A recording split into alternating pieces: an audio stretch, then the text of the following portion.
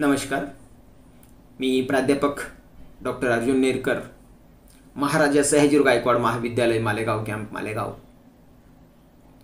विद्यार्थी मित्रांनो, सावित्रीबाई फुले पुणे विद्यापीठाने MA भाग 2 यासाठी नुकताच नवीन अभ्यासक्रम जो आहे तो समाविष्ट केला आहे. आणि ह्या MA भाग 2 मधील पेपर क्रमांक 7 नेमलेल्या मध्ययुगीन साहित्य कृतींचा अभ्यास, सत्र दुसरे, या अनुषंगाने आपण थोडा विचार करणार आहोत. MA भाग 2 पेपर क्रमांक 7 मध्ये ज्या साहित्य कृतींचा समाविष्ट करण्यात आला आहे, 3 साहित्य कृतींचा, त्यापैकी पहिली साहित्य कृती जी आहे त्या पहिल्या साहित्य कृतींचा आपण थोडासा विचार करणार आहोत. जी पहिली साहित्य कृती तुमच्या अभ्यासक्रमामध्ये समाविष्ट केली आहे ती म्हणजे संत तुकारामांचे निवडक अभंग. या संत तुकोबांनी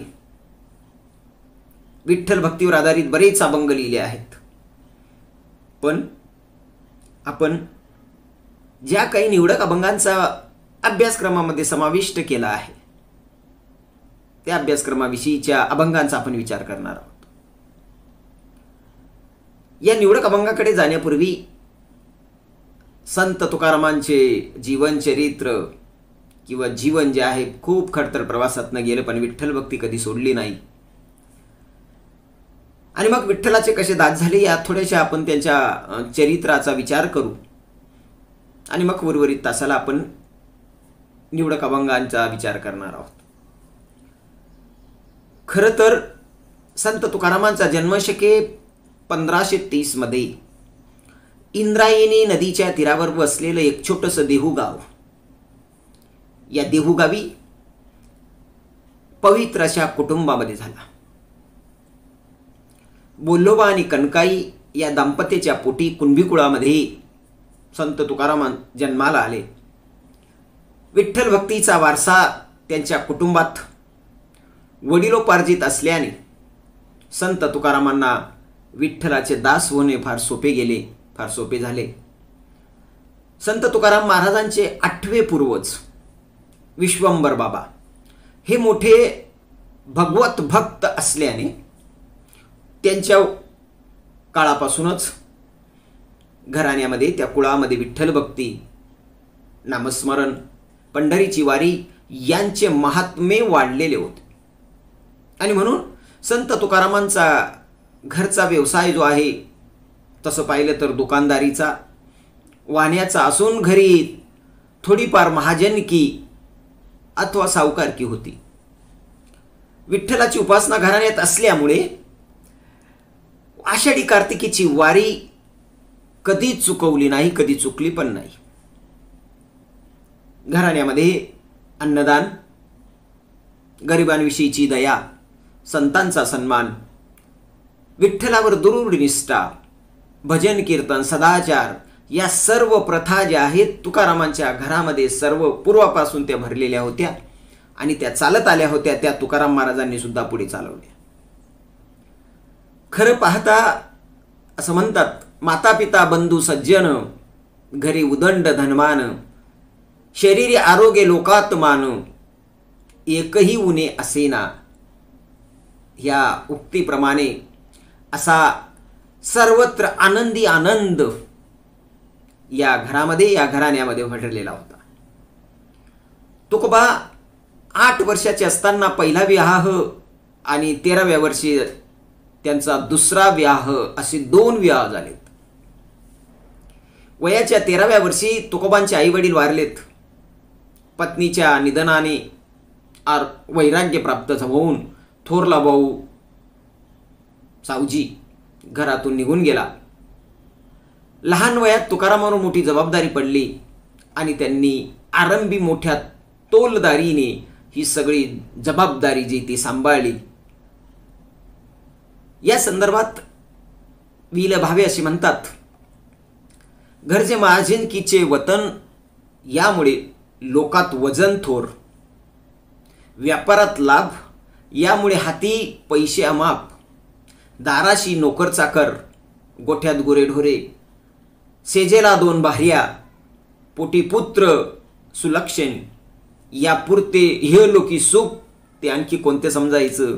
एवढं सगळं सुख जे आहे त्यांच्या घराण्यामध्ये पूर्वापारपासून चालत आलेलं होतं. तो वारसा होता. ही घडी थोडीशी हळूहळू जी आहे विस्कटत गेली. असं म्हणतात सुखाचा काळ जो आहे तो जास्त काळ टिकत नाही. आणि हा सुखाचा काळ तुकारामांच्या जीवनामध्येही फारसा टिकला नाही. ही घडी हळूहळू थोडीशी विस्कटत गेली. व्यापारात तोटा येऊ लागला. 1 साल दुष्काळ पडला. त्यात तर ते नव्हते ते सगळं गेलं. कुटुंब वत्सल तुकारामांचा पाय आता मात्र आत खेचू लागला, आत येऊ लागला. पुन्हा व्यापार कसा थाटावा, तोडलेली घडी पुन्हा कशी बसवावी या हेतूने 4 व्यापाऱ्यांनी थोडीशी त्यांना मदत केली. पण व्यापार करणार कसा तुका सेठ. एकदा तर व्यापाराचा माल विकून हाती पैसा आला. त्याची त्यांनी सोन्याची कडी घेण्याचं ठरवलं आणि ती घेतली देखील. घरी घेऊन दाखवतो तर ती कडी कसली, ते सोनेही नाही आणि ती कडीही नाही. त्या सोन्याच्या कडीवर पितळेवर मुलामा देऊन तो दागिना केला होता. आणि त्यांना हे पितळावर ती पॉलिश करून तो दागिना बनवला हे त्यांच्या निदर्शनास आले आणि खूप दुःख झालं. पदरचा पैसा गेला, लोकात फजिती झाली आणि बायकोच्या तोंडचे शिव्या ज्या आहेत, लाखोली होते हे हाच नफा समजायचा. पत्नी तशी त्यांची दुसरी पत्नी खूप कजाळ होती, जिजाऊ खूप भानकुदळ होती. आणि म्हणून जो नकली दागिना आणला त्याच्यामुळे फायदा आणि नफा तर झालाच नाही, पण बायकोच्या खूप शिव्या खाव्या लागल्यात. हा शिव्यांचाच नफा झाला असं ते समजायचे. व्यापारी नालायक व बावळा म्हणू लागले. तुकोबांनी होते ते राखले नाही. ते नवीन काय कमवणार. आणि म्हणून लवकरच बोभाटा झाला आणि तुका शेट्टीच्या दुकानाचं थोडंसं दिवाळं निघालं. मध्यंतरी या व्यापाराच्या सानिध्यामध्ये तुकारामाचा थोडासा व्यापाराचा दिवा लागत होता, पण तो मध्येच विजायचा. तुकारामांना आयुष्याच्या पहिल्या 12-13 वर्षापर्यंत कुठल्याही प्रकारचा चिंता नव्हती, कारण आईवडील होते. आईवडील हे त्या मुलांचं छात्र असतं, ती सावली असते, ती माया असते, ती सावली असते. जोपर्यंत आईवडील असतात तोपर्यंत आईवडिलांच्या प्रेमाची किंमत कळत नाही. आणि मग आईवडील गेले की मग अंगाला चटके बसतात, ऊन लागतं. आणि तेच दृश्य, तोच वारसा, तीच घटना तुकारामच्या वाटेला आली. लहानपणी बरोबरीच्या मुलांमध्ये खेळायचेत, वागडायचेत. इंद्रायणावर स्नान करायचं, विठ्ठलाची पूजा करावी आणि वडिलांबरोबर दुकानदारी समजून घ्यावी असा त्यांचा नित्याचा जीवनक्रम असायचा. संत तुकारामांना 2 बंधू होते, थोरले सावजी आणि धाकटा कान्होबा. सर्व मुलांची लग्न आपल्या आई वडिलांनी करून दिली. तुकोबांचे 14व्या वर्षी रुक्माई बरोबर विवाह झाला. पण रुक्माई मात्र सतत आजारी असल्याने आप्पाजी गुळवे या एका श्रीमंत सावकाराच्या मुलीशी तुकारामांचे दुसरे लग्न झाले. जिजाऊ तथा आवळी तुकोबांच्या आयुष्यात आली दुसरी पत्नी म्हणून. संसाराचं सुख माता पित्याच्या सावलीत तुकोबांनी पाहिले. काही वर्ष उत्तम प्रकारे भोगलं देखील. काही काळाने पाठ फिरवली. थोरला भाऊ सावजी मुळातच अतिशय विरक्त असल्यामुळे संसाराकडे पाठ फिरवली. तुकोबा आणि ते डोळ्याने पाहतात. हे सगळं दुःख ओघानेच येत होतं. बरीच जबाबदारी तुकोबांवर पडली. कालांतराने संसाराचा गाडा ओढत असताना एकामागून एक अशी अनेक संकटे त्यांच्या पाठीमागे उभी राहिली. त्या संकटामध्ये आई वडील वारले. प्रथमतः वडील वारले, 2-3 वर्षात आई वारली, नंतर थोरली भाऊजाई मरण पावली, पहिली बायको रखबाई अण्णा करून मेली, पहिला मुलगा संताजी मरण पावला, थोरला भाऊ वैराग्याच्या भरात घर सोडून निघून गेला. सर्व संसाराचा भार एकाएकी तुकोबांच्या खांद्यावर येऊन पडला. त्यातच दुष्काळाने उग्र स्वरूप धारण केले. दुकानदारी कर्ज वाढत गेलं, दुकानाचे दिवाळे निघाले. या सर्व संकटांनी तुकोबांचे मन जे आहे ते उद्विग्न झाले. या संसारातून उठून जाऊ पाहत होते, परंतु दुसरी पत्नी आवळी कर्कश असल्याने तेही बंधन बुवांना फारसं काही या वैराग्याच्या काळात राहिले नाही. त्यांना संसाराचा व घराचा बीट आला. आणि मग ते म्हणतात, संसाराच्या तापे तापलो मी देवा. या अभंगात आपल्या संसाराची वाताहत कशी झाली याचे मोठे हृदयभेदक चित्र तुकोबांनी काढले आहे, रेखाटले आहे.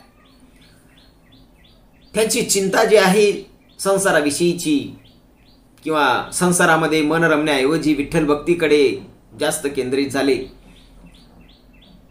विठ्ठलाचा शोध तुकोबांना घ्यावासा वाटत होता. तो असा, एकदा विठ्ठलाचा शोध घ्यायचा असं त्यांनी ठरवलं. मग मात्र तुकोबांनी मागे पाहिले नाही. सहवास जो आहे तो सोडला, बायको पोरांची चिंता सोडली आणि सर्व मोकळे होऊन ते देवाला शरण गेले.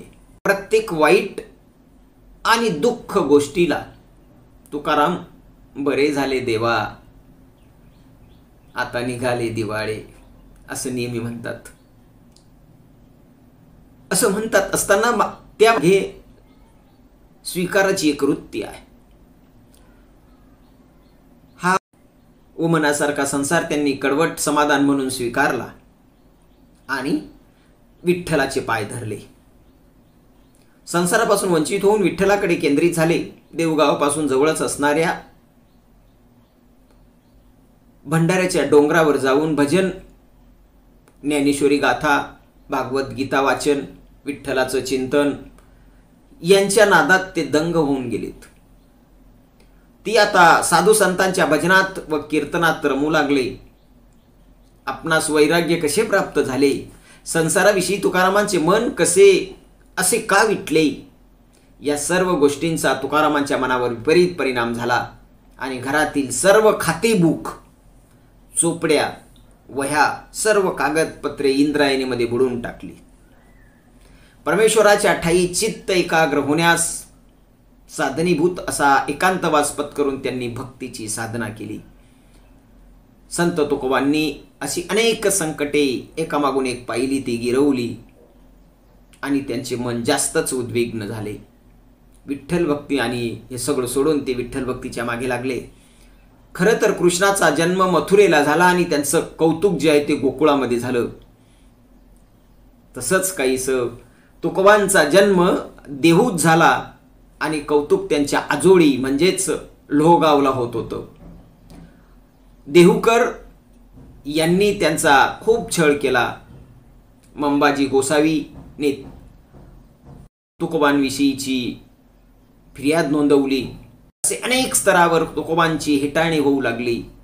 अशा स्थितीत आपले मन भक्तीने सदृढ आणि सुसंस्कृत करण्याचा मार्ग तुकारामांनी स्वीकारला, अवलंबला.